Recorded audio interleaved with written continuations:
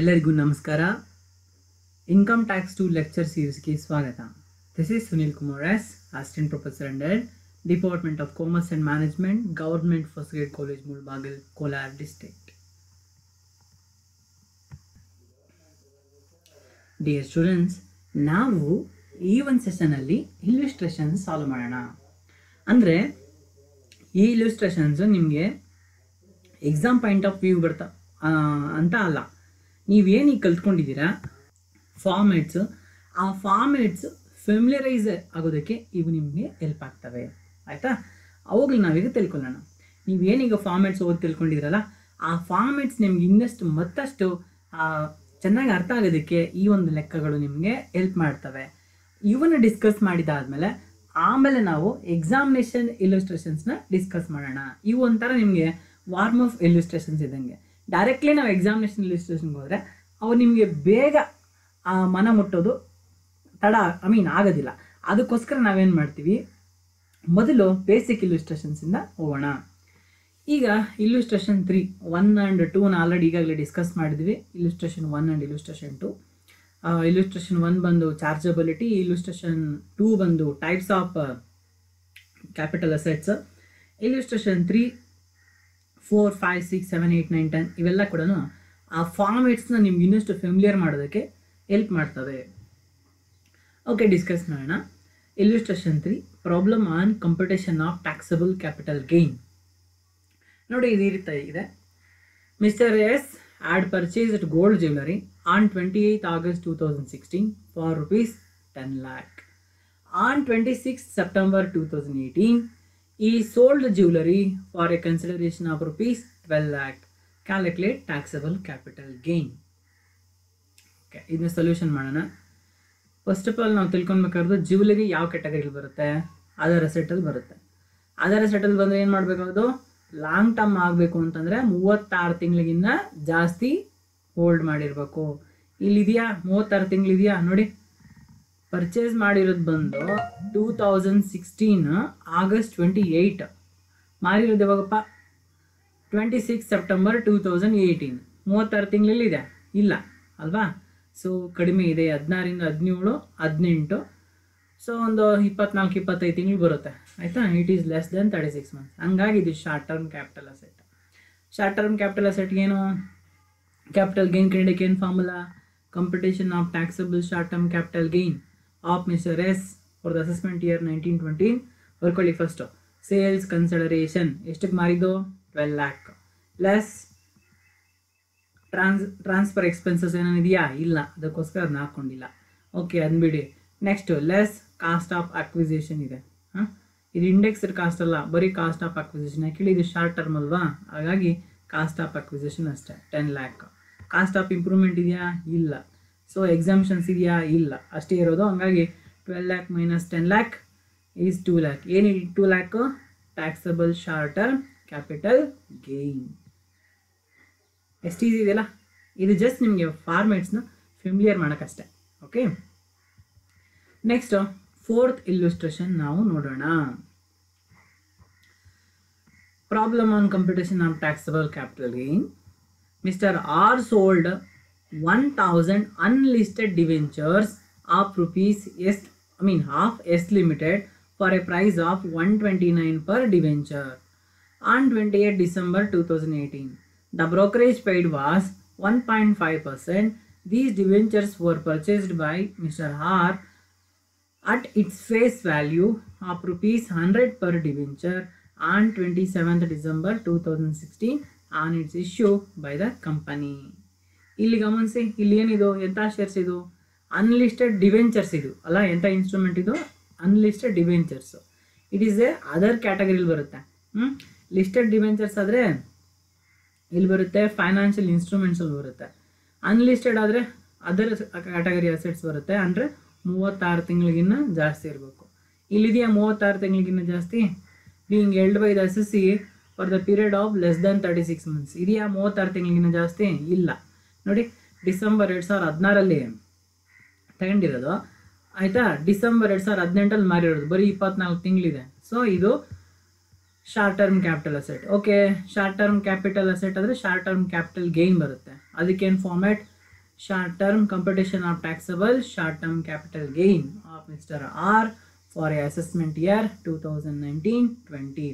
ಹಾಕೊಳ್ಳಿ sales consideration ಎಷ್ಟಪ್ಪ ಇರೋದು ಟೋಟಲ್ 1000 ಡಿವೆಂಚರ್ಸ್ ಆಯಿತಾ. ಒಂದೊಂದರ ಬೆಲೆ ಎಷ್ಟು 129 ರೂಪಾಯಿ ಮಾರಿರೋದು ಆಯಿತಾ. ಕ್ಲಿಯರಾಗಿ ನೋಡ್ಬೇಕು ನೀವು ಆಯಿತಾ. ಎಷ್ಟಕ್ಕೆ ನಾವು ಮಾರಿದ್ದೀವಿ 129 ರೂಪೀಸ್ಗೆ ಮಾರಿದ್ದೀವಿ. ಓಕೆ, ಇಲ್ಲಿ ನೋಡಿ ಅವನು ಹೇಳಿದಾನಲ್ಲ ಆಯಿತಾ. Sold 1000 unlisted debentures of S limited for a price of 129 per debenture ಅಂತ ಹೇಳಿದ್ದಾನೆ.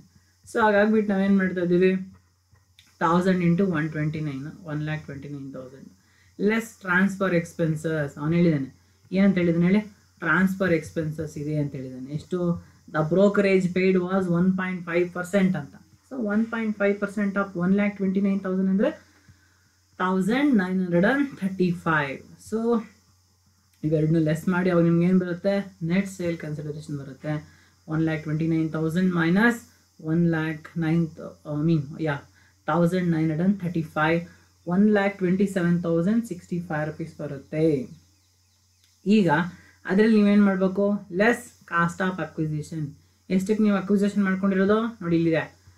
The debenture were purchased by R for its face value of rupees 100 per debenture. ಒಂದು ಡಿವೆಂಚರ್ 100 ರೂಪಾಯಿಗೆ ಪರ್ಚೇಸ್ ಮಾಡಿರೋದು. 1000 ಇಂಟು 100 1 ಲ್ಯಾಕ್ ಆಯಿತು. ಸೊ ಆಯಿತಾ. 1,27,000 is net sale consideration less cost of acquisition 1 lac. ಎಷ್ಟಾಯಿತು 27,065. Taxable short term capital gain is 27,065.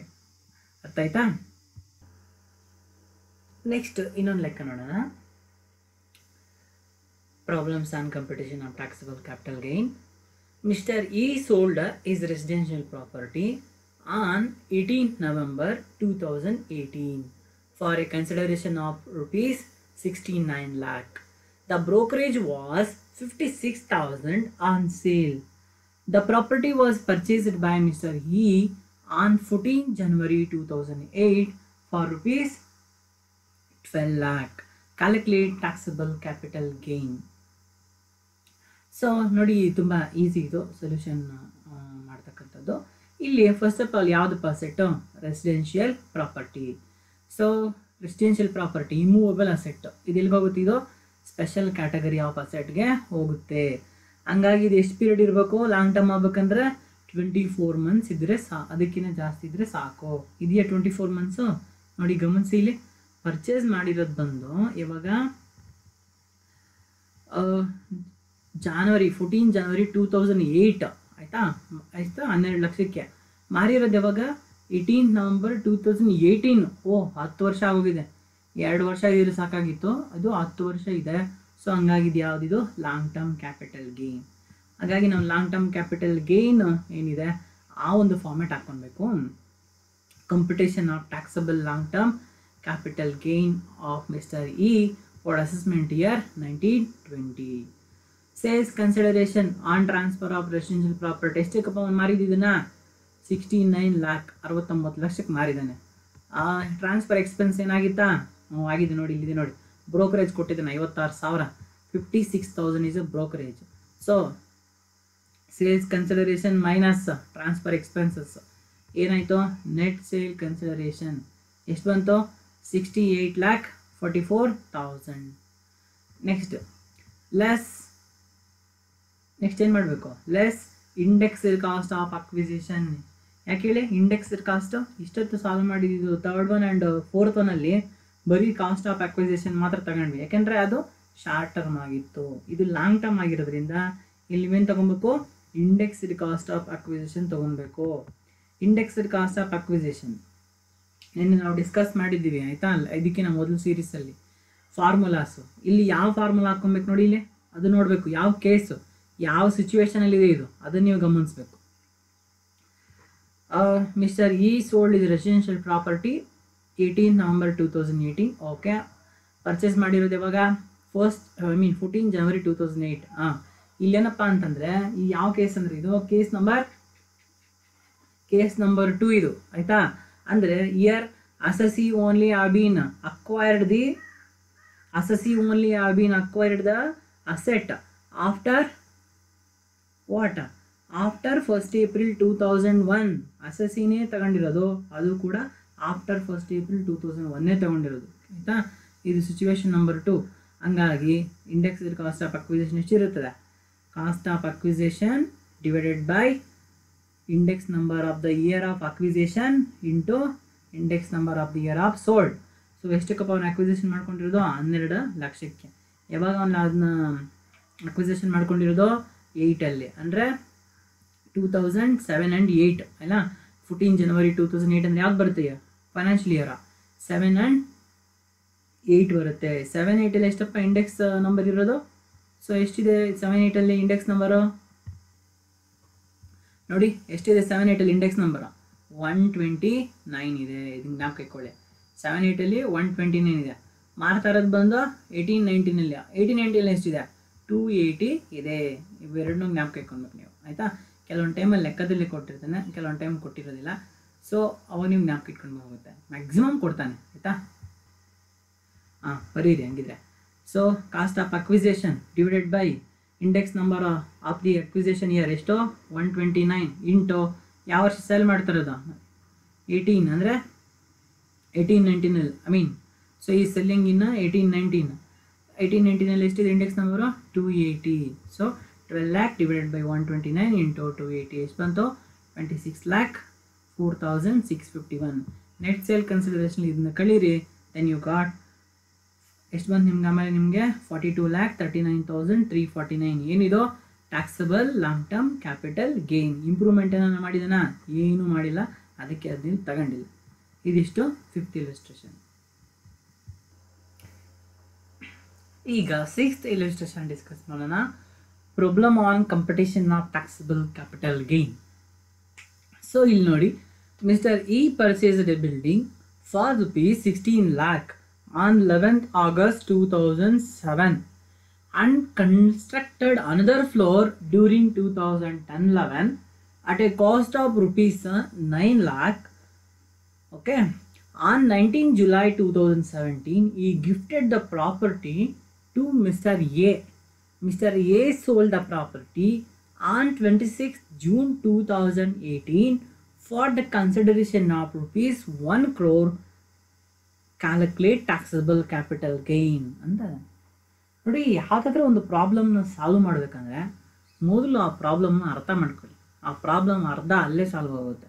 ಇದು ನಿಜ ಜೀವನದಲ್ಲಿ ಕೂಡ ಅಷ್ಟೇ, ಬರೀ ಇನ್ಕಮ್ ಟ್ಯಾಕ್ಸು, ಅಕೌಂಟೆನ್ಸಿ, ಇಲ್ಲುಸ್ಟ್ರೇಷನ್ಸೇ ಅಲ್ಲ, ನಿಜ ಜೀವನದಲ್ಲಿ ಕೂಡ ಅಷ್ಟೇ. ನಿಮ್ಗೆ ಯಾವುದೋ ಒಂದು ಸಮಸ್ಯೆ ಬಂದರೆ ಆ ಸಮಸ್ಯೆನ ನೀವು ಅರ್ಥ ಮಾಡ್ಕೊಳ್ಳಿ, ಅದನ್ನು ವಿಶ್ಲೇಷಣೆ ಮಾಡಿ ಏನು ಈ ಸಮಸ್ಯೆ ಅಂತ ನೋಡಿ, ಅರ್ಧ ಅಲ್ಲೇ ಸೊಲ್ಯೂಷನ್ ಸಿಗುತ್ತೆ. ಇಲ್ಲಿ ಗಮನಿಸಿ, ಇದು ಏನು ಇಲ್ಲುಸ್ಟ್ರೇಷನ್ನು ನೋಡಿದ್ರೆ ನಮಗೊಂದು ವಿಚಾರ ಗೊತ್ತಾಗ್ತದೆ. ಮಿಸ್ಟರ್ ಇ ಅಂತಕ್ಕಂಥವನು ಒಂದು ಬಿಲ್ಡಿಂಗ್ನ ಪರ್ಚೇಸ್ ಮಾಡಿದ್ದಾನೆ. ಯಾವಾಗ 11th August 2007. ಎಷ್ಟಕ್ಕೆ 16 ಲಕ್ಷ ರೂಪಾಯಿಗೆ ಪರ್ಚೇಸ್ ಮಾಡ್ದಾನೆ. ಸುಮ್ಮನೆ ಇದ್ದಾನಾ, ಇಲ್ಲ. ಅಗೇನ್ ಈ ಕನ್ಸ್ಟ್ರಕ್ಟೆಡ್ ಅನದರ್ ಫ್ಲೋರ್ ಡ್ಯೂರಿಂಗ್ 2010-11. 2010-11 ಅದ್ರ ಮೇಲೆ ಇನ್ನೊಂದು ಫ್ಲೋರ್ ಕಟ್ಟಿದ್ದಾನೆ ಆಯಿತಾ. ಎಷ್ಟಕ್ಕೆ 9 ಲಕ್ಷ ರೂಪಾಯಿಗೆ. ಅಂದರೆ ಮೊದಲೇ 16 ಲಕ್ಷಕ್ಕೆ ತಗೊಂಡ 2007-7ರಲ್ಲಿ. ಆಮೇಲೆ ಏನು ಮಾಡ್ದ 10-11 ಮತ್ತೆ ಒಂದು ಬಿಲ್ಡಿಂಗ್ ಅದ್ರ ಮೇಲೆ 9 ಲಕ್ಷದ. ಓಕೆ, ಅಷ್ಟಾದ್ಮೇಲೆ ಅವನೇನು ಮಾಡಿದಾನೆ, ಆ ಮನೇನ 19 July 2017 ಅಂತಂದರೆ 17-18 ಅಂತ ಆಗುತ್ತೆ. 17-18 ಅದನ್ನೇನು ಮಾಡಿದ್ದಾನೆ, 17-18 ಏನು ಮಾಡಿದ್ದಾನೆ, ಅದನ್ನು ಈ gifted to mister A. Mister A ಅವನೇನು ಮಾಡಿದ್ದಾನೆ, ಗಿಫ್ಟ್ ಕೊಟ್ಬಿಟ್ಟಿದ್ದಾನೆ ಆಯಿತಾ.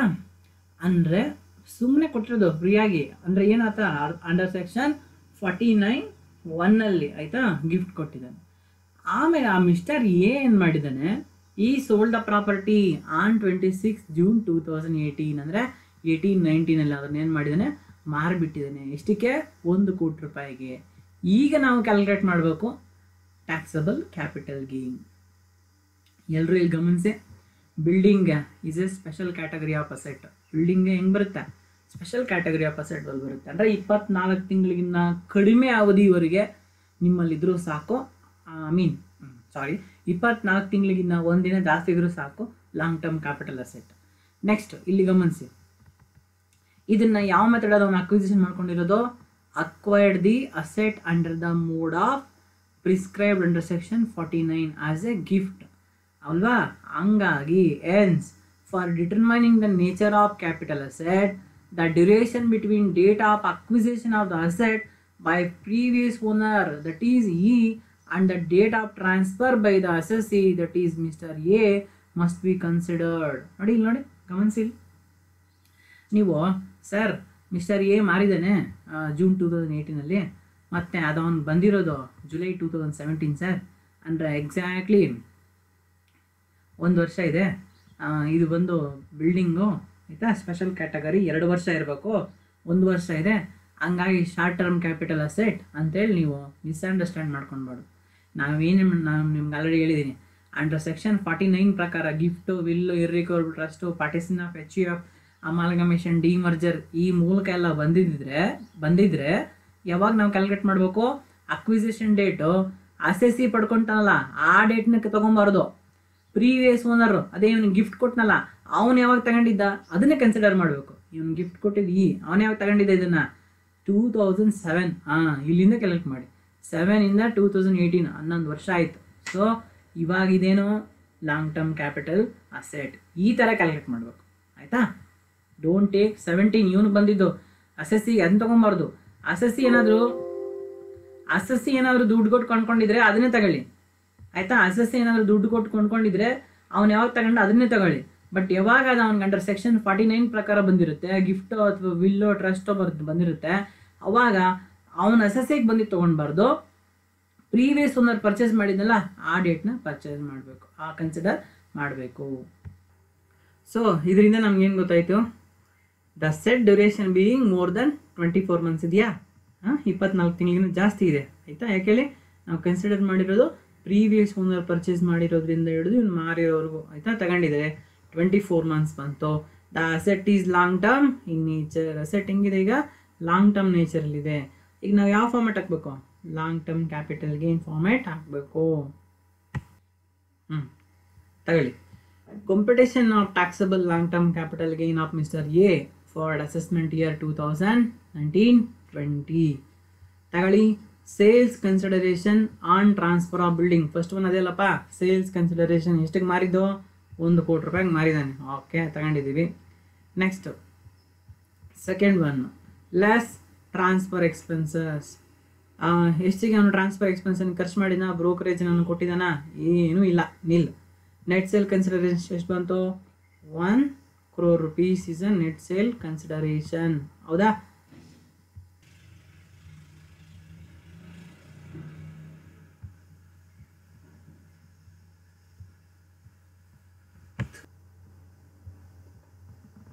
ನೋಡ್ರಿ, ಗಮನಿಸ್ತಾ ಇದ್ದೀರಾ?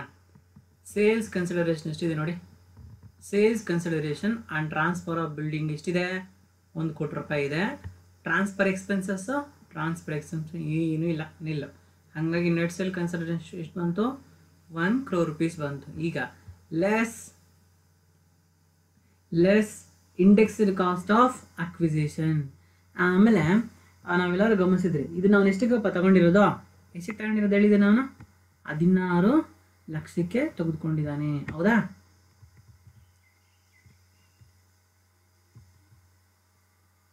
Card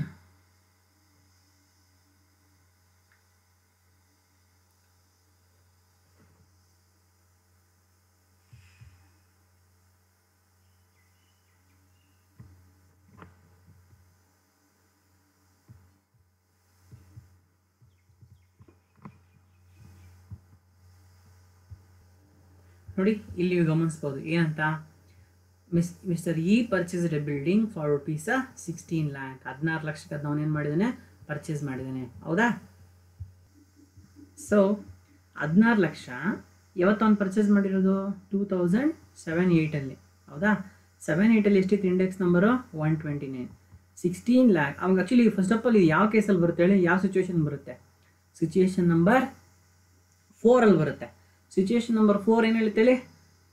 acquisition by the previous owner after 1st April 2001.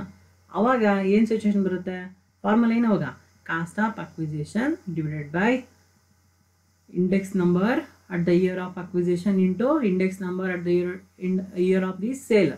So 16 ಲಕ್ಷಕ್ಕೆ ನಾನು ಅಕ್ವಿಸಿಷನ್ ಮಾಡ್ಕೊಂಡಿದ್ದಾನೆ, ಡಿವೈಡೆಡ್ ಬೈ ಎಷ್ಟಿದೆ ಇದು ಕಾಸ್ಟ್ ಆಫ್ ಅಕ್ವಿಸಿಷನ್ ಇಯರಲ್ಲಿ ಇಂಡೆಕ್ಸ್ ನಂಬರ್ 129, 2007-8 ಮಾರಿ ಅಕ್ವಿಸಿಷನ್ ಮಾಡ್ಕೊಂಡಿರೋದಲ್ವಾ, 16 lakh ಡಿವೈಡೆಡ್ ಬೈ 129 ಇಂಟು ಮಾರಿರೋದು ಯಾವಾಗ 18-19. ಅವಾಗ ಇಂಡೆಕ್ಸ್ ನಂಬರ್ ಎಷ್ಟಿದೆ, ಇಂಡೆಕ್ಸ್ ಟೇಬಲಲ್ಲಿ ಕೊಟ್ಟಿದ್ದು ನೋಡಿ ಅರ್ಲಿಯರ್ ಸೆಷನ್ಸಲ್ಲಿ.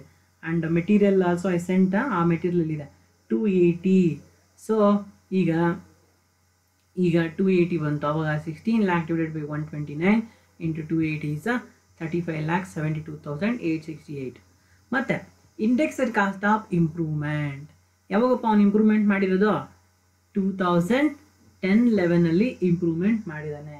ನಾನು ನಿಮ್ಗೊಂದು ವಿಷಯ ಹೇಳಿದ್ದೆ, any improvement he made before 1st April 2001 ಏನು ಮಾಡಬೇಕು, ಅದನ್ನು ಇಗ್ನೋರ್ ಮಾಡಬೇಕು. ಆದರೆ any improvement made after 1st April 2001 ಅದನ್ನು ಕನ್ಸಿಡರ್ ಮಾಡಬೇಕು. ಅವಾಗೇನು ಫಾರ್ಮುಲಾ, 4 ಸಿಚುವೇಶನ್, ಯಾವ ಸಿಚುವೇಶನಲ್ಲೂ ಆಗಲಿ ಒಂದೇ ಫಾರ್ಮುಲಾನೇ. ಅರ್ಥ ಆಯ್ತಾ, cost of improvement divided by index number of the year of improvement into index number year of the sale. So ಎಷ್ಟು ಇಂಪ್ರೂವ್ಮೆಂಟ್ ಮಾಡಿದವನು, 9 lakh rupees. So index number ಎಷ್ಟಿದೆ, ಯಾವಾಗ ಅವನು ಇಂಪ್ರೂವ್ ಮಾಡಿದ್ದು 2010 ಲೆವೆಲಲ್ಲಿ. 10-11 ಇಂಡೆಕ್ಸ್ ನಂಬರ್ ಎಷ್ಟಿದೆ, 167. ಸೊ 9 lakh ಡಿವೈಡೆಡ್ ಬೈ 167 ಮಾರಿದ್ದು 18-19 ಯಾವಾಗ ಎಷ್ಟಿರುತ್ತೆ, 280. So 9 lakh divided by 167 into 280, 15,08,982.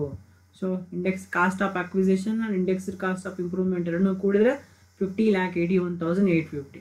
Net sale ಕನ್ಸಿಡರೇಷನಲ್ಲಿ ಇವೆರಡನ್ನೂ ಕಳೀರಿ. So then you will get 49,18,150. ಏನಿದು, taxable long term capital gain. ಅರ್ಥ ಆಯ್ತಾ. ಇದು ನಿಮ್ಗೆ ಲೆಕ್ಕ ನೀಟಾಗಿ ಅರ್ಥ ಆಗಬೇಕು ಅಂತಂದರೆ ಆ ಇಂಡೆಕ್ಸ್ ನಂಬರ್ಸು, ಆಮೇಲೆ ಅದಕ್ಕೂ ಮೊದಲು ಆ ಫಾರ್ಮುಲಾಸ್ ಏನಿದ್ದಾವೆ, 4 ಸಿಚುವೇಶನ್ ಫಾರ್ಮುಲಾಸು, ಆ ಫಾರ್ಮುಲಾಸು ಅದನ್ನು ಮೊದಲು ಚೆನ್ನಾಗಿ ತಿಳ್ಕೊಂಡಿರಬೇಕು. ನೆಕ್ಸ್ಟ್ ಈಗ 6th ಇಲ್ಲುಸ್ಟ್ರೇಷನ್ ಡಿಸ್ಕಸ್ ಮಾಡೋಣ.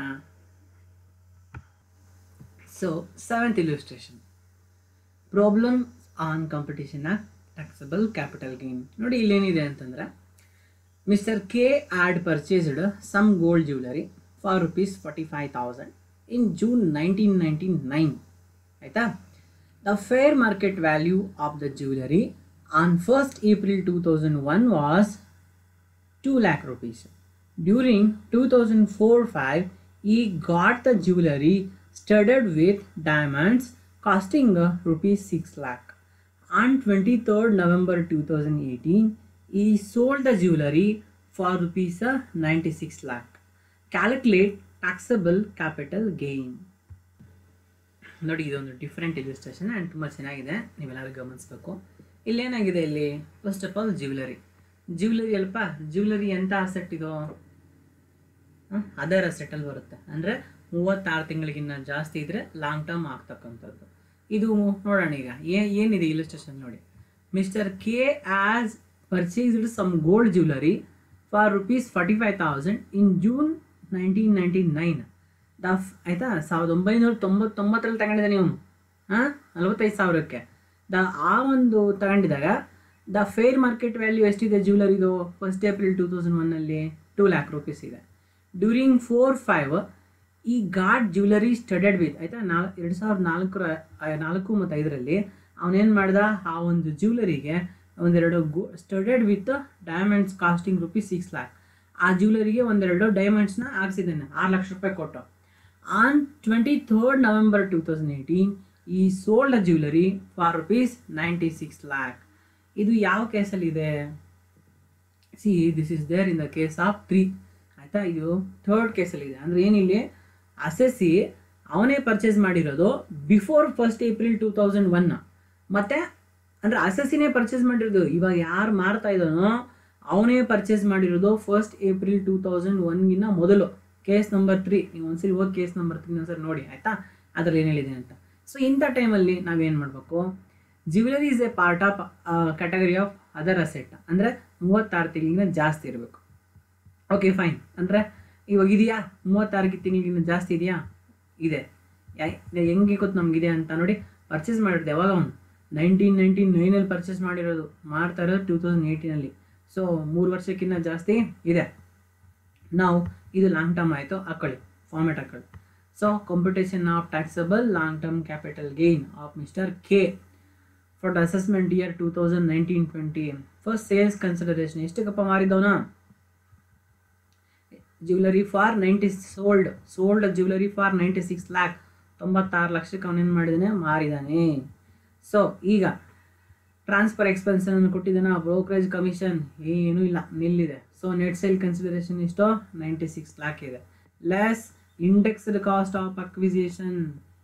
ಯಾಕೆ ಹೇಳಿ, ಇದು ಲಾಂಗ್ ಟರ್ಮ್ ಅಲ್ವಾ? ಲಾಂಗ್ ಟರ್ಮ್ ಆದರೆ ಇಂಡೆಕ್ಸ್ಡ್ ಕಾಸ್ಟ್ ಆಫ್ ಅಕ್ವಿಸಿಷನ್ ನಾವು ತೆಗೆದುಕೊಳ್ಬೇಕು. ಸೊ ಇದು ಯಾವ ಕೇಸಲ್ಲಿ ಇದೆಯೋ, ಇದು this is the case number, actually ಹೇಳ್ಬೇಕಂದ್ರೆ this is the case number 1. ಹೆಂಗೆ case number 1? assessee himself he purchased the jewelry before 1st April 2001. 1st April 2001 ಮೊದಲು ಅಸೆಸಿನೇ ಪರ್ಚೇಸ್ ಮಾಡಿದರೆ this is case number 1, not case number 3 ಅಲ್ಲ, sorry, case number 1. Case number 3 ಆದರೆ previous owner purchase ಮಾಡಿರ್ತಾನೆ before 2001.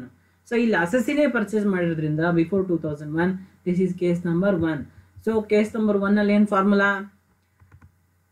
Cost of acquisition or fair market value whichever is higher ಅದನ್ನು ತಗೊಬೇಕು. ನೋಡಿ ಇಲ್ಲಿ ಕಾಸ್ಟ್ ಆಫ್ ಅಕ್ವಿಸಿಷನ್ ಎಷ್ಟಪ್ಪ, ಅವನಿಷ್ಟು ತಗೊಂಡಿದ್ದು before 1st April 2001, 45,000 ತಗೊಂಡಿದ್ದಾನೆ.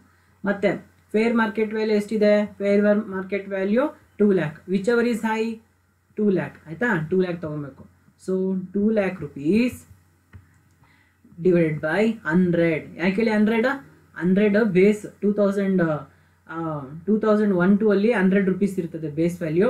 So 2 lakh divided by 100 into ಯಾವ ವರ್ಷದಲ್ಲಿ ಮಾರ್ತಾ ಇರೋದವನು? 1819 ಮಾರ್ತಾ ಇದ್ದಾನೆ. ಸೊ ಯಾವಾಗ ಅವನು 1819 ಮಾರ್ತಿದ್ದಾನೆ, ಸೊ ಅವಾಗ ಎಷ್ಟಿದೆ index number? 1819, 2,80,000. 2 lakh divided by 100 into 280, 5,60,000. Okay, next indexed cost of improvement. Indexed cost of ಇಂಪ್ರೂವ್ಮೆಂಟ್ಗೆ ಒಂದೇ ಫಾರ್ಮುಲಾ, ಎಲ್ಲ ಸಿಚುವೇಶನ್ ಒಂದೇ ಫಾರ್ಮುಲಾ. ಯಾಕಂದರೆ 1st April 2001 ಏನೋ ಇಂಪ್ರೂವ್ಮೆಂಟ್ ಮಾಡಿದ್ರೆ ಅದು ನಾವು ಇಗ್ನೋರ್ ಮಾಡಿಬಿಡ್ತೀವಿ, ಹಂಗಾಗಿ ನಮಗೆ ಯಾವುದೇ ಸಮಸ್ಯೆ ಇಲ್ಲ, ಯಾವಾಗಲೂ ಕೂಡ ಒಂದೇ ಫಾರ್ಮುಲಾನೇ. So take it down 6 lakh, ಇದೇನಿದು ಕಾಸ್ಟ್ ಆಫ್ ಇಂಪ್ರೂವ್ಮೆಂಟ್. ಸೊ ಅವ್ನು 6 ಲಕ್ಷ ಕೊಟ್ಬಿಟ್ಟು ಏನು ಮಾಡ್ದ? 6 lakh rupees ಕೊಟ್ಬಿಟ್ಟು ಏನು ಮಾಡ್ದ ಅವನು? ಕೆಲವು ಡೈಮಂಡ್ಸ್ನ ಹಾಕ್ಸ್ನಲ್ವಾ? So that is the 6 lakh.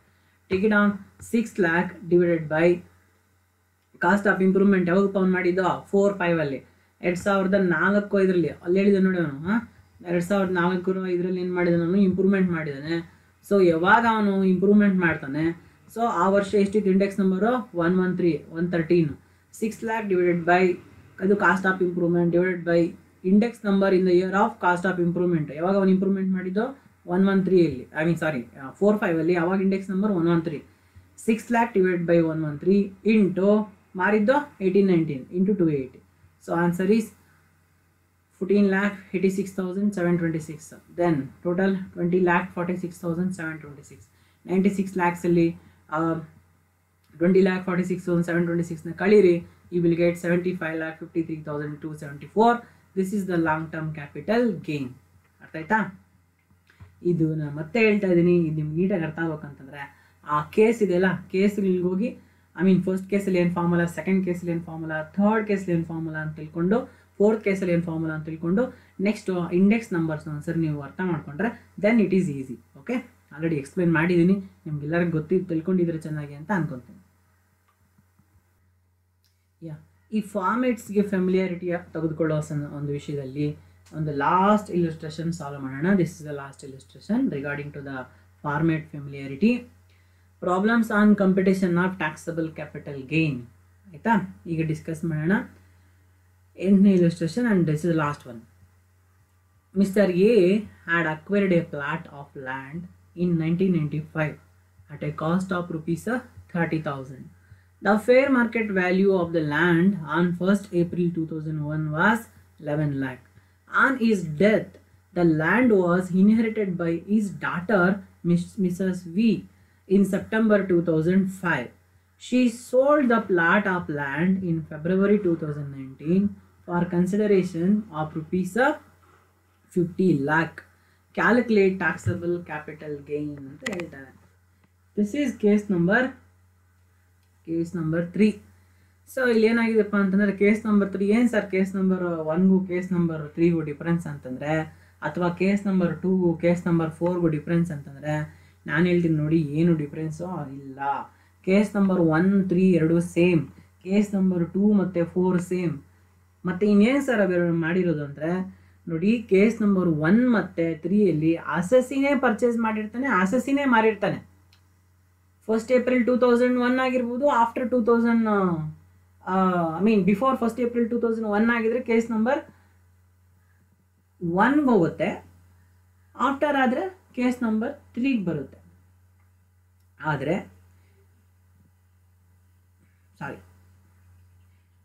ಇಲ್ಲಿ ಕೇಸ್ ನಂಬರ್ 1 ಮತ್ತು 3 ಸೇಮ್ ಇದೆ. ಆದರೆ ಕೇಸ್ ನಂಬರ್ 1ನಲ್ಲಿ ಏನಿದೆ, ಅಸೆಸಿನೇ ಪರ್ಚೇಸ್ ಮಾಡಿ ಬಿಫೋರ್ 1st April 2001 ಮಾರಿರ್ತಾನೆ. ಕೇಸ್ ನಂಬರ್ 3ಯಲ್ಲಿ ಪ್ರೀವಿಯಸ್ ಓನರ್ ಪರ್ಚೇಸ್ ಮಾಡಿರ್ತಾನೆ ಬಿಫೋರ್ 1st April 2001, ಆಮೇಲೆ ಅಸೆಸಿ ಮಾರಿರ್ತಾರೆ. ಮತ್ತು ಕೇಸ್ ನಂಬರ್ 2 ಏನಿದೆ, ಅಸೆಸಿನೇ ಆಫ್ಟರ್ 1st April 2001 ಪರ್ಚೇಸ್ ಮಾಡಿ ಮಾರಿರ್ತಾನೆ. ಮತ್ತು ಕೇಸ್ ನಂಬರ್ 4 ಏನಿದೆ, ಪ್ರೀವಿಯಸ್ ಓನರು ಆಫ್ಟರ್ 2001 ಪರ್ಚೇಸ್ ಮಾಡಿ ಮಾರಿರ್ತಾನೆ. ಇಲ್ಲಿ ಅದೊಂದೇ difference. Case number 1 and 2 assessee only purchase, assessee only sale. 3 and 4 previous owner purchase and previous owner only purchase. ಆಯಿತಾ, before 1st April 2001 and after 1st April 2001. So ಅಷ್ಟೊಂದೇನು difference ಏನಿಲ್ಲ. ನೀವು ಆ cases ಒಂದ್ಸರಿ ನೋಡಿದ್ರೆ ನಿಮ್ಗೆ ಇನ್ನಷ್ಟು ನೀಟಾಗಿ ಗೊತ್ತಾಗುತ್ತೆ. ಆಲ್ರೆಡಿ ಡಿಸ್ಕಸ್ ಮಾಡಿದ್ನ. ಈಗ ಈ ಕೇಸ್ ಯಾವುದಪ್ಪ ಅಂದರೆ, this is the case number 3. ಇಲ್ಲೇನು ಬಿಫೋರ್ 1st April 2001 ಅಸೆಸಿ ಎಲ್ಲ ಪ್ರೀವಿಯಸ್ ಓನರ್ ಪರ್ಚೇಸ್ ಮಾಡಿದ್ದಾನೆ. ಆಯಿತಾ, ಅದಕ್ಕೋಸ್ಕರ ಕೇಸ್ ನಂಬರ್ 3 ಅದೇ ಮಾಡ್ತಾ ಇರೋದು ಬಂದು ಅಸೆಸಿ. ಅವಾಗಲೇ ಕೇಸ್ ನಾವು ನೋಡಿದ್ವಿ, ಅದರಲ್ಲಿ ಬಿಫೋರ್ 2001 7th ಇಲಿಸ್ಟ್ರೇಷನಲ್ಲಿ ಬಿಫೋರ್ 2001 ಪರ್ಚೇಸ್ ಮಾಡಿದ್ದ ಆಯಿತಾ, ಯಾರು ಅಸೆಸಿನೇ ಪರ್ಚೇಸ್ ಮಾಡಿದ, ಆಮೇಲೆ ಅಸೆಸಿನೇ ಮಾರ್ದ. ಆದರೆ ಇಲ್ಲಿ ಕೂಡ ಬಿಫೋರ್ 2001 ಪರ್ಚೇಸ್ ಮಾಡಿರೋದು, ಆದರೆ ಪ್ರೀವಿಯಸ್ ಓನರ್ ಪರ್ಚೇಸ್ ಮಾಡಿರೋದು, ಮಾರ್ತಾ ಇರೋದು ಬಂದು ಅಸೆಸಿ. ಹಾಗಾಗಿ this is the case number 3. ಅವಾಗಲಿದು ಕೇಸ್ ನಂಬರ್ 1. ಓಕೆ, 1ಗೂ 3 ಏನು ಡಿಫ್ರೆನ್ಸು ಸೇಮ್ ಇದೆ. ಎರಡೂ ಕೂಡ ಬಿಫೋರ್ 2001 ಪರ್ಚೇಸ್ ಮಾಡಿರೋದೆ. ಆದರೆ ಕೇಸ್ ನಂಬರ್ 1ನಲ್ಲಿ ಅಸೆಸಿನೇ ಪರ್ಚೇಸ್ ಮಾಡಿ ಮಾರಿರ್ತಾನೆ, ಕೇಸ್ ನಂಬರ್ 3ಯಲ್ಲಿ ಪ್ರೀವಿಯಸ್ ಓನರ್ ಪರ್ಚೇಸ್ ಮಾಡಿರ್ತಾನೆ, ಅಸೆಸಿ ಬಂದು ಮಾರ್ತಾನೆ. ಕೇಸ್ ನಂಬರ್ 2 ಮತ್ತು 4 ಎರಡೂ ಸೇಮ್, ಎರಡರಲ್ಲೂ ಕೂಡ ಏನು ಆಫ್ಟರ್ 1st April 2001 ಪರ್ಚೇಸ್ ಮಾಡಿ ಮಾರ್ತಾರೆ. ಆಯಿತಾ, ಆದರೆ ಏನು ಡಿಫ್ರೆನ್ಸು 2ಗೂ 4 ಅಂತಂದರೆ, ಕೇಸ್ ನಂಬರ್ 2ಅಲ್ಲಿ ಅಸೆಸಿ ಪರ್ಚೇಸ್ ಮಾಡ್ತಾನೆ, ಕೇಸ್ ನಂಬರ್ 4ಅಲ್ಲಿ ಪ್ರೀವಿಯಸ್ ಓನರ್ ಏನು ಮಾಡ್ತಾನೆ, ಪರ್ಚೇಸ್ ಮಾಡ್ತಾನೆ.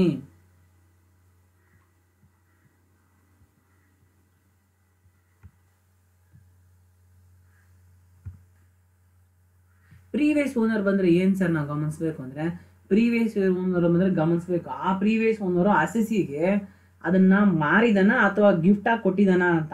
ಮಾರಿದಾನೆ ಅಂತ ನಾರ್ಮಲಾಗಿ ಮಾರಿರೋದು ನಿಮ್ಗೆ ಅಲ್ಲಿ ಕೊಡಲ್ಲ. ಅಕಸ್ಮಾತ್ ಮಾರಿದಾನೆ ಅಂತ ಹೇಳ್ಬಿಟ್ಟು ಕೊಟ್ಟರೆ, ಪ್ರೀವಿಯಸ್ ಓನರ್ ಮಾರಿದಾನೆ ಅಂತಂದರೆ, ನೀವು ಅಕ್ವಿಸೇಷನ್ ಡೇಟ್ ಯಾವ್ದು ತೊಗೊಬೇಕು ಗೊತ್ತಾ, ಅವ್ನು ಮಾರಾಟ ಮಾಡ್ತಾನಲ್ವಾ ಆ ಡೇಟ್ ತೊಗೊಬೇಕು.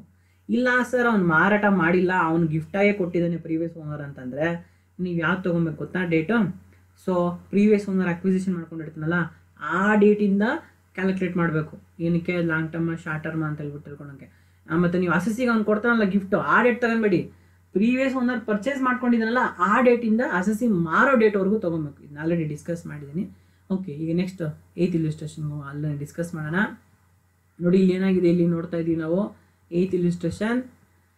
Mister A had acquired a plot of land in 1995. ಎಷ್ಟಿಗಪ್ಪ, 30,000 ರೂಪಾಯಿಗೆ. Before 1st April 2001. ಹಂಗಾಗಿ ಫೇರ್ ಮಾರ್ಕೆಟ್ ವ್ಯಾಲ್ಯೂ ಕೊಟ್ಟಿರ್ತಾನೆ. ಫೇರ್ ಮಾರ್ಕೆಟ್ ವ್ಯಾಲ್ಯೂ ಎಷ್ಟಿತ್ತು 2001ನಲ್ಲಿ 11 lakhs ಇದೆ. Whichever is high 11 lakh. ಇದನ್ನು ತೊಗೊಬೇಕು ನೀವು. ಆಯಿತಾ, next on his death the land have been inherited to daughter. So ಅವ್ನು ತೀರ್ಕೊಂಡಾಗ ಏನಾಗುತ್ತೆ, ಆ ಲ್ಯಾಂಡ್ ಅವನ ಮಗಳ ಹೆಸರಿಗೆ ಬರುತ್ತೆ. ಇಲ್ಲಿ ಮಗಳು ಪರ್ಚೇಸ್ ಮಾಡಿದಳ ಇಲ್ಲ, ಆಯಿತಾ, ಸುಮ್ಮನೆ ಫ್ರೀಯಾಗಿ ಬಂದಿರೋದು. ಹಂಗಾಗಿ ನೀವು ಅಕ್ವಿಸೇಷನ್ ಡೇಟ್ ಅಂತ ಹೇಳ್ಬಿಟ್ಟು ಯಾವತ್ತು ಬಂದಿರೋದು, ಸೆಪ್ಟೆಂಬರ್ 2005 ಬಂದಿದೆಯಲ್ಲ ಅವಳ ಹೆಸರಿಗೆ, ಅದನ್ನ ತೊಗೊಂಬಾರ್ದು. ಯಾಕೆಲ್ಲ ಅದು ಫ್ರೀಯಾಗಿ ಬಂದಿರೋದ್ರಿಂದ you want to don't take this one, you take 1995 or 2001. ಇದನ್ನು ತೊಗೊಬೇಕು. Next she sold a plot of land in February 2019. ಯಾವತ್ತು ಮಾರಿದ್ಲು ಅವಳು, February 2019 ಮಾರಿದ್ಲು. ಸೊ ಈಗ ನೀವೇನು ಮಾಡಿ, ಕನ್ಸಿಡರ್ ಮಾಡಿ whether it is long term or short term ಅಂತ ಹೇಳ್ಬಿಟ್ಟು ಕನ್ಸಿಡರ್ ಮಾಡ್ಬೇಕಂತಂದರೆ ಏನು ಮಾಡಬೇಕು, ಬಂದಿದೆಯಲ್ಲ 2005 ಅಲ್ಲಿಂದ ಕನ್ಸಿಡರ್ ಮಾಡಬೇಡಿ, ಕನ್ಸಿಡರ್ ಫ್ರಮ್ ದ 1995 ಕನ್ಸಿಡರ್ ಮಾಡಿ. ಇದು ತುಂಬ ದಿನ ಇದೆ, ಹಂಗಾಗಿದೆ ಲಾಂಗ್ ಟರ್ಮ್ ಆಗಿದೆ. ಸೊ ಶಿ ಶೋಲ್ಡ್ ಎಷ್ಟಕ್ಕೆ ಮಾರಿದ್ಲು? 50 ಲಕ್ಷಕ್ಕೆ ಮಾರಿದ್ಲು. ಇದನ್ನು ಯಾವ ರೀತಿ ಸಾಲ್ವ್ ಮಾಡ್ತೀರಾ? Okay, first of all plot of land is a special category. ಅಂದರೆ ಬರೀ 24 ತಿಂಗಳಿಗಿಂತ ಜಾಸ್ತಿ ಇದ್ದರೆ ಸಾಕು, ಲಾಂಗ್ ಟರ್ಮ್ ಆಗಿಬಿಡುತ್ತೆ. The assessee has been acquired the asset under a mode of 49. So ಹಂಗಾಗಿ determining the nature of capital asset, the duration between the date of acquisition of asset previous ಓನರಿಂದ ತೊಗೊಬೇಕು, 1995 ತೊಗೊಬೇಕು. ಅಲ್ಲಿಂದ ಟ್ರಾನ್ಸ್ಫರ್ ಆಫ್ ದಿ ಎಸ್.ಎಸ್.ಸಿ 19ವರೆಗೂ ತೊಗೊಬೇಕು, 2019ವರೆಗೂ. So must B consider the asset duration being more than 24 months. ಅದು ನಮ್ಗೆ ಕಾಣ್ತಾ ಇದೆ. The asset is long term in nature. So ಹಾಕೊಳ್ಳಿ format. Computation of taxable long term capital gain of Mrs V for assessment year 2019-20. Sales consideration ಎಷ್ಟಕ್ಕಪ್ಪ ಮಾರಿದೋ? 50 ಲಕ್ಷಕ್ಕೆ ಮಾರಿದಾಳೆ. Transfer expense ಇಲ್ಲ. Net sale consideration is 50 lakh. Indexed cost of acquisition, yes, indexed cost of acquisition ಏನು formula? 11 lakh. ಅದು ಎಷ್ಟಕ್ಕೆ acquisition ಮಾಡ್ಕೊಂಡಿದ್ದವರು? Previous owner. ಇವಳೇನಲ್ಲ acquisition ಮಾಡ್ಕೊಂಡಿರೋದು, ಪ್ರೀವಿಯಸ್ ಓನರೇ ಅಕ್ವಿಸಿಷನ್ ಮಾಡ್ಕೊಂಡಿರೋದು. ಅದರಲ್ಲಿ whichever is high 30,000 acquisition ಮಾಡ್ಕೊಂಡಿರೋದು. Fair market value 11 lakh. Whichever is high 11 lakh. So you take that 11 lakh. ಆ 11 lakh ನೀವು ತೆಗೆದುಕೊಳ್ಳಿ. 11 lakh divided by 100 is the base year before 1st April 2000. Fair market value ತಗೊಂಡಾಗ ಇದನ್ನೇ ತೊಗೊಬೇಕು, okay? ಅಥವಾ base ವ್ಯಾಲ್ಯೂನು ತೊಗೊಬೇಕು. Before 1st April 2001 purchase ಮಾಡಿದರೆ ಎಲ್ಲ ಕೇಸಲ್ಲೂ ಹಿಂಗೆ ಮಾಡಬೇಕು. 11 lakh divided by 100 into 280 year of sale ಮಾಡಿರೋ ಇಂಡೆಕ್ಸ್ ನಂಬರ್ ಎಷ್ಟು? 19ನಲ್ಲಿ ಸೇಲ್ ಮಾಡಿರೋದು, 18-19ನಲ್ಲಿ. Index number is 280. 11 lakh divided by 100 into 280 ಎಷ್ಟಾಯಿತು? 30,80,000. 50 lakhs minus 30,80,000 ಎಷ್ಟು ಬಂತಪ್ಪ? 19,20,000 is the taxable long term capital gain. ನೋಡಿ ಇಲ್ಲಿ ನೋಡ್ಕೊಳ್ಳಿ. The asset was acquired by the assessee under the mode of prescribed under section 49. In such cases, the cost of acquisition to previous owner must be considered. Where the previous owner had made payment before 1st April 2001 for acquiring asset, that cost of acquisition to previous owner or fair market value of the asset on 1st April 2001, whichever is opted. Normally ಏನು ಮಾಡ್ತೀವಿ? whichever is high ಅದನ್ನೇ ತಗೊಂತೀವಿ. Assessee must be considered as a cost of acquisition. In the absence of information, it is assumed that higher of the two opted assessee, hence 11 lakh is fair market value. ಅವನು ಯಾವ್ದು ಬೇಕೋ ತೊಗೊಬೋದು, 30,000 ತೊಗೊಬೋದು, 11 ಲಕ್ಷ ತೊಗೊಬೋದು. ಏನು ಹೇಳಿಲ್ಲ ಅಂದರೆ ವಿಚ್ ಅವರ್ ಇಸ್ ಹೈ ಅದನ್ನು ನಾವು ತೊಗೊತೀವಿ, ಅದೇ fair market value considered for indexation. ಆಯಿತಾ? ಇದಿಷ್ಟು ನಿಮ್ಮ ಒಂದು ಇಲ್ಯುಸ್ಟ್ರೇಷನ್ಸು. ಈ ಒಂದು ಇಲ್ಯುಸ್ಟ್ರೇಷನ್ಸಿಂದ ಏನಪ್ಪ ಇದ್ರ ಮುಖ್ಯ ಉದ್ದೇಶ ಅಂದರೆ, ನಿಮ್ಗೆ ಎಕ್ಸಾಮ್ಗಿಂತ ಇಲ್ಯುಸ್ಟ್ರೇಷನ್ಸ್ ಬರ್ತವೆ ಅಂತಲ್ಲ. they may ask for 6 marks, ಆಯಿತಾ? But the main intention of this illustration is to make you familiarize in the formats and the formulas regarding to the various cases. So ಈಗ ನಿಮಗೆ ಫಾರ್ಮ್ಯಾಟ್ಸ್ ಗೊತ್ತಾಯಿತು, ಮತ್ತು ಫಾರ್ಮುಲಾಸ್ ಇನ್ ವೇರಿಯಸ್ ಕೇಸಸ್ ಗೊತ್ತಾಯಿತು. So ಇದನ್ನು ನಾವು next ಕ್ಲಾಸಲ್ಲಿ ಇನ್ನು ಸ್ವಲ್ಪ ಎಕ್ಸಾಮ್ಷನ್ಸ್ ತಿಳ್ಕೊಂಡು 54, 54B, 54D, ಆಯಿತಾ? ಎಕ್ಸಾಮ್ಷನ್ಸ್ ತಿಳ್ಕೊಂಡು 14 marks ಇಲ್ಯುಸ್ಟ್ರೇಷನ್ಗೆ ಹೋಗೋಣ, ಆಯಿತಾ? Thanks for watching this class. So let's discuss 14 marks exemptions and 14 mark illustrations in next class. ಈ ಸೆಷನ್ ನಿಮಗೆ ಅರ್ಥ ಆಗಬೇಕು ಚೆನ್ನಾಗಿ ಅಂತಂದರೆ ಬರೀ ಈ ಒಂದು ಸೆಷನ್ ನೋಡಿದ್ರೆ ನಿಮ್ಗೆ ಅರ್ಥ ಆಗಲ್ಲ. ಇದಕ್ಕಿಂತ ಮೊದಲು ಸೆಷನ್ ಆಯಿತಾ? ಲೆಕ್ಚರ್ ಸೀರೀಸ್ 3 ಅಲ್ಲಿ ನಾನು ಡಿಸ್ಕಸ್ ಮಾಡಿದ್ದೀನಿ ಏನು formats, formulas, and also I have discussed the situations, cases. ಅದನ್ನು ನೀವು ಚೆನ್ನಾಗಿ ಅರ್ಥ ಮಾಡ್ಕೊಂಡ್ರೆ ಮಾತ್ರ ನಿಮಗೆ ತುಂಬ ಚೆನ್ನಾಗಿ ಅರ್ಥ ಆಗುತ್ತೆ, ಇಲ್ಲ ಅಂತಂದರೆ ಕಷ್ಟ. ಹಾಗಾಗಿ if you didn't understand this series, go to the lecture series 3, ಆಯಿತಾ? Listen that one, then come back again here, okay? Next ಕ್ಲಾಸಲ್ಲಿ ಈ ಫಾರ್ಮ್ಯಾಟ್ಸಲ್ಲಿ ಬರ್ತಕ್ಕಂಥ ಒಂದು ಕಾನ್ಸೆಪ್ಟ್ ಬಿಟ್ಬಿಟ್ಟಿದ್ದೀವಿ, ಯಾವುದದು? ಎಕ್ಸೆಂಪ್ಷನ್ಸ್ ಅಂಡರ್ ಸೆಕ್ಷನ್ 54, ಆಯಿತಾ? ಅದನ್ನು ನಾವು ತಿಳ್ಕೊಂಡು ನೆಕ್ಸ್ಟ್ 14 mark illustrations ಹೋಗೋಣ. Thank you. Have a great day.